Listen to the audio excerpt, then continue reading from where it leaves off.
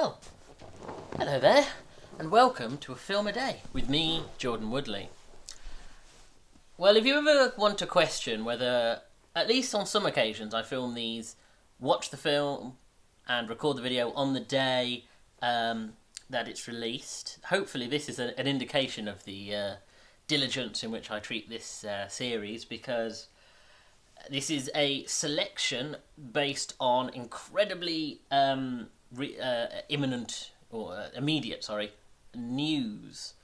As today it was announced that both Jodie Whittaker and Christopher Chibnall, that is the Doctor and the showrunner of Doctor Who, are leaving the show sometime next year. And weirdly, it hit me with a bit of a kind of out the blue. I knew it was coming, at least in Jodie's case. I knew that, traditionally speaking, since the show's been back, with the exception of Christopher Eccleston, who only did the one series, the actors have followed the same routine as many of the 80s Doctor Who actors did, where it's 3 series, roughly 3 to 5 years before they decided to bow out. And of course, we are now on our 3rd Jodie season, and by the time she leaves, she will have been in the role for 5 years. So on some level, we knew that Jodie Whittaker was going to, likely as not, hang up her TARDIS keys. Christopher Chibnall is a bit more of a surprise. It shouldn't be. It's just the way that it went.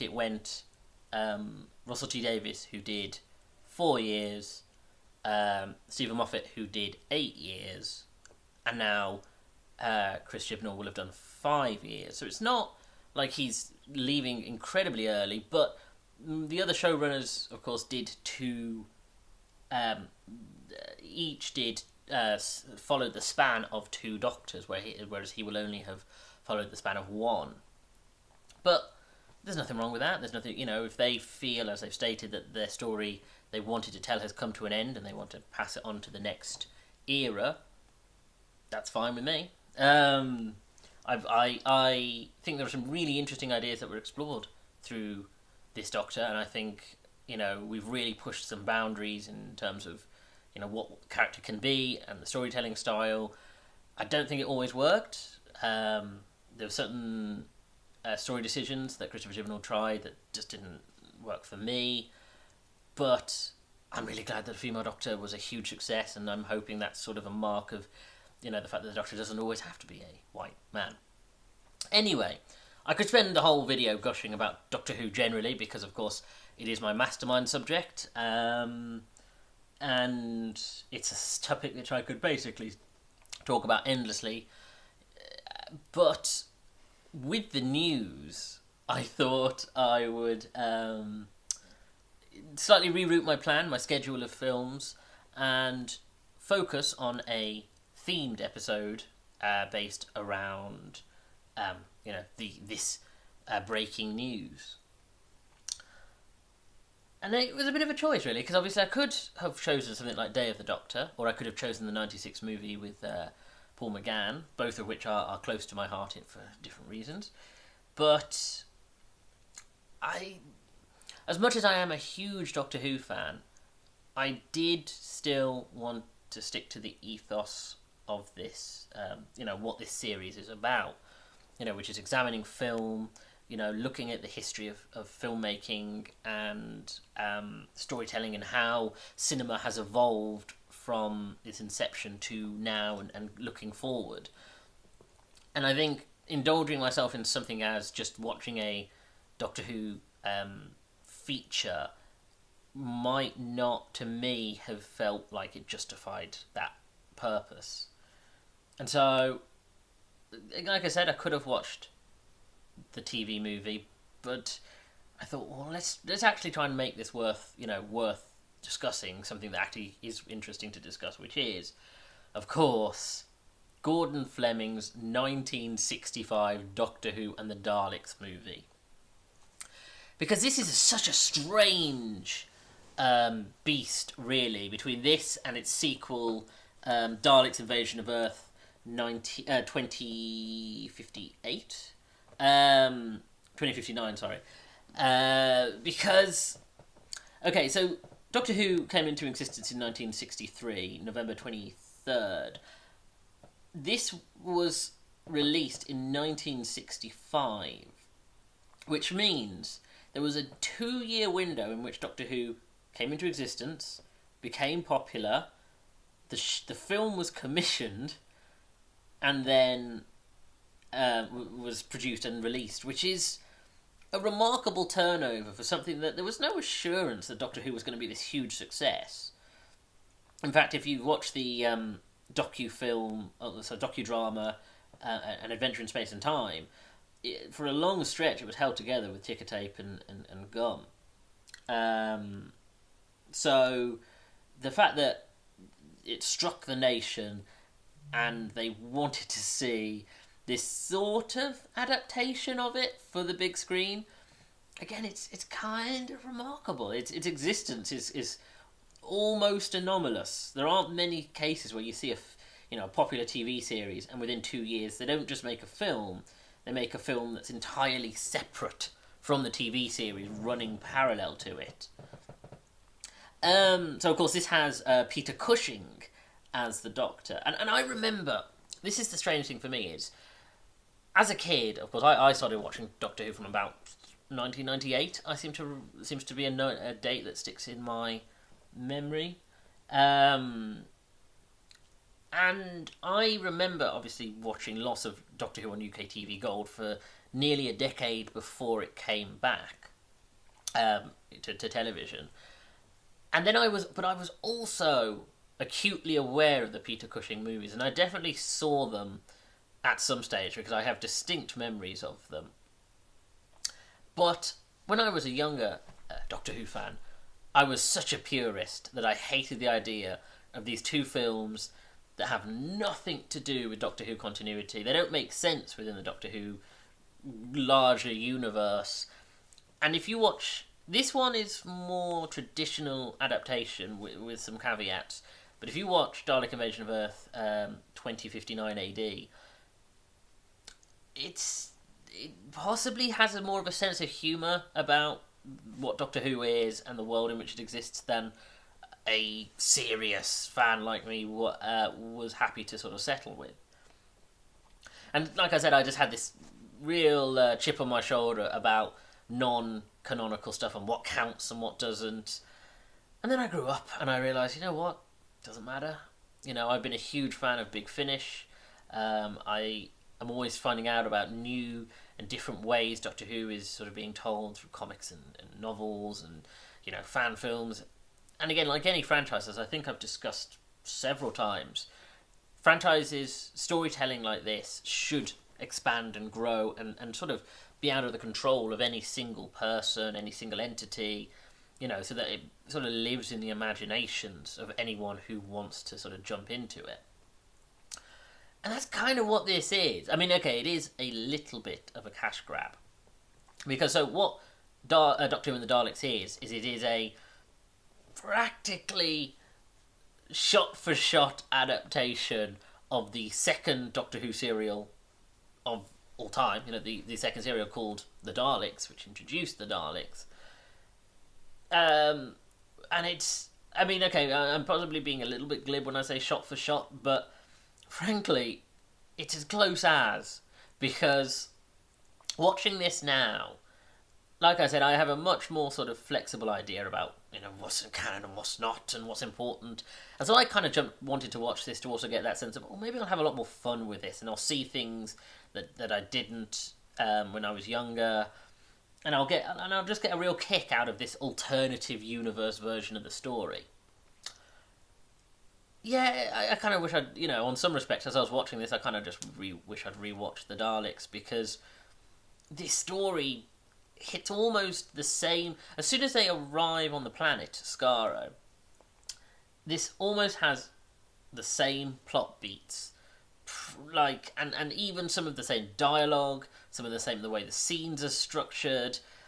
this is such a like odd, like mirror, like twisted mirror version of the original story that, as I'm watching it, I kept thinking, oh, okay, they've decided to do this or they've done that, you know, and they stuck to this storyline. Like for example, the whole thing about the Daleks traveling through magnets along metal floors.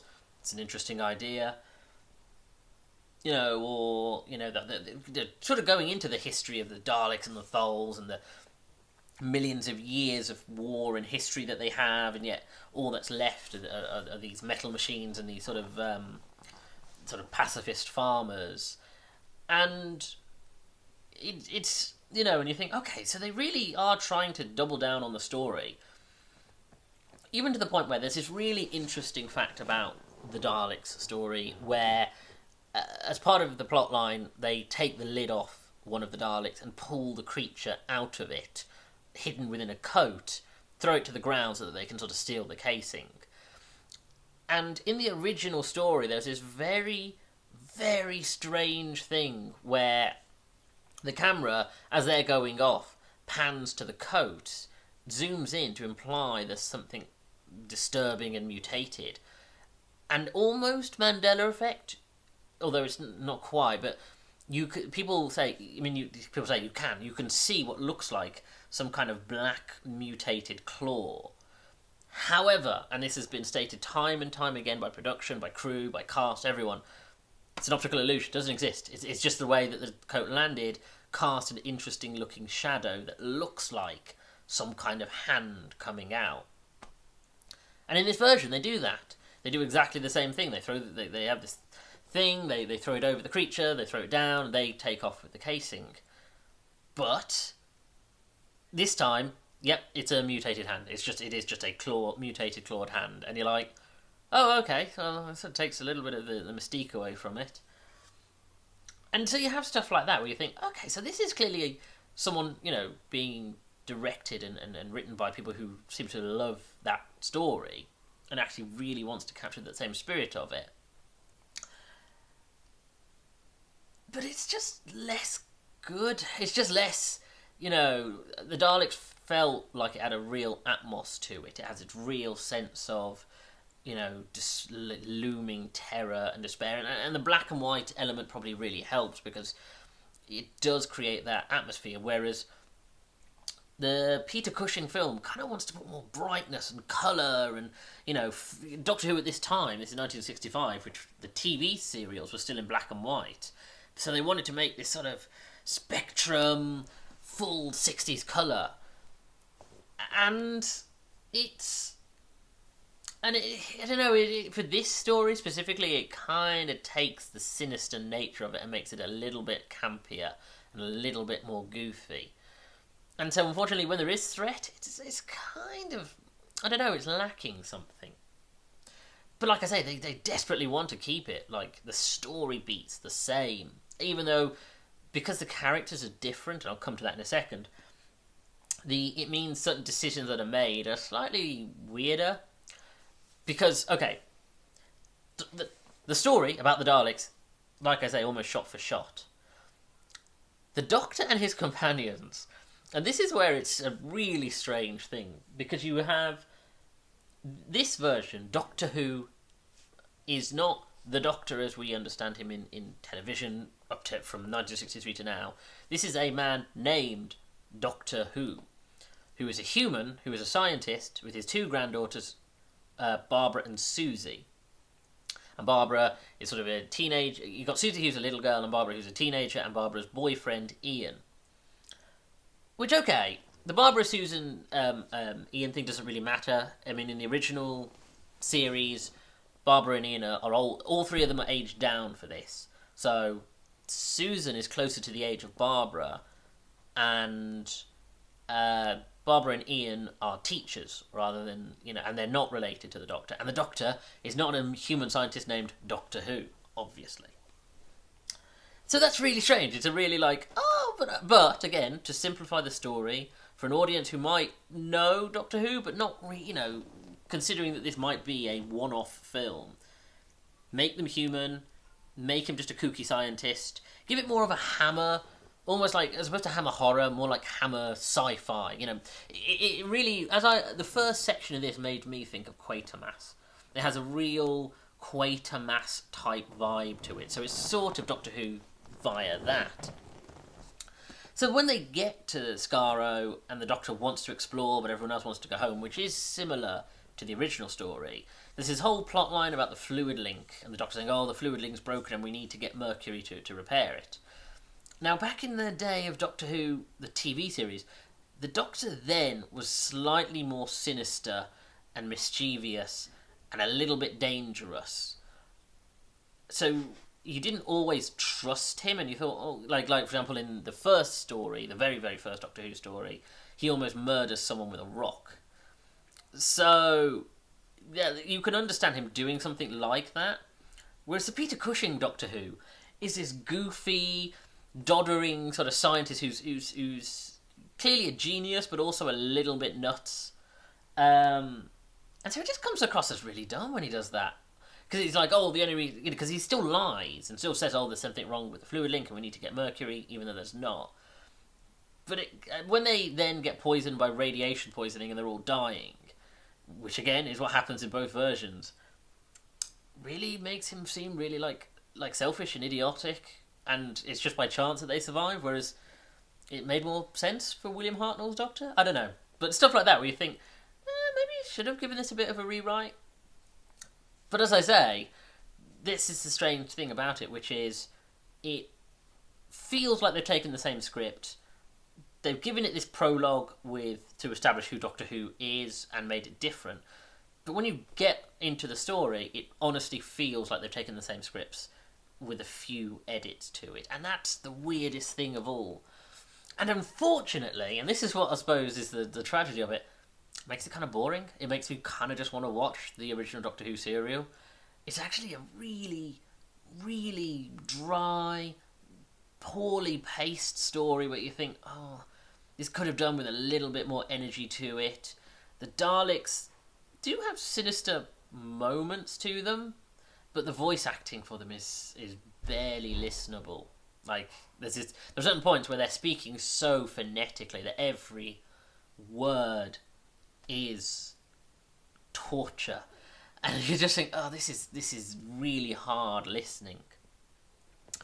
And you just get things like that where it's just like, you know, you think, oh, you could have had an opportunity to sort of script edit this and, you know, slightly retooled it to fit the tone you wanted, and again pace it up. And it's not a long film; it's only about 82 minutes, which means it couldn't have been edited down much more. But it could have just, I don't know, there's something about the energy and the style of it that could have done with just a little bit of a slight different approach to it. And yeah, it's fun, but not incredible. It's definitely one that I won't come back to. I'd rather rewatch something like Day of the Doctor or the 96 TV movie than rewatch this. This is hard to watch. I mean, then you also have the sequel, Daleks' Invasion of Earth, 2059 AD, which, and again, this might be my memory, but I think it's a lot campier and a lot more fun, and it's having fun with the Doctor Who property and pointing fun at it than this one. I mean, there's this whole hilarious sequence with the Robo-Men, which is so goofy. But again, it has Bernard Cribbins in it, who sort of joins your companions. So I think, if I remember right, they have 4 companions, which seems excessive, but it's just a bit more... I seem to remember it being a lot more fun and funny than this. Whereas this, there's definitely a point where Peter Cushing playing Goofy isn't enough to make this fun. And you have like Roy Castle as Ian, who decides to play him like an idiot, which is fine. But again, there's only so, like, their attempts to try and humour this up just aren't quite enough to save it from being agonisingly dull. So, you know, I wish I'd had, to carry this news, I wish I'd had a better example of the storytelling, and I would just say go back and watch Doctor Who, either the new stuff on BBC iPlayer or the classic stuff on BritBox, because, man, that classic stuff definitely needs more attention, and so does, and you should always get more eyes on Doctor Who. And speaking of, whatever the future holds, I'm sure it will be wonderful, because and sometimes there are rocky bits and you think, oh, I'm not sure, but the beautiful thing is the fact that it's always changing, it's always shifting, and it'll always be something to somebody, and I think that's what makes it work so well. Anyway, thank you for joining me. If you like the video, hit the like button, comment below, and share the video, because it's all helping the algorithm. Subscribe to the channel and hit that little bell to get notifications of when new videos are uploaded. Check out my back catalogue of over 200 videos, and follow me on Twitter at Jordan_Woodley, where I tweet about films and TV shows. And I share these videos once they're uploaded to YouTube, either the day of or the day after. Thank you for joining me. Take care.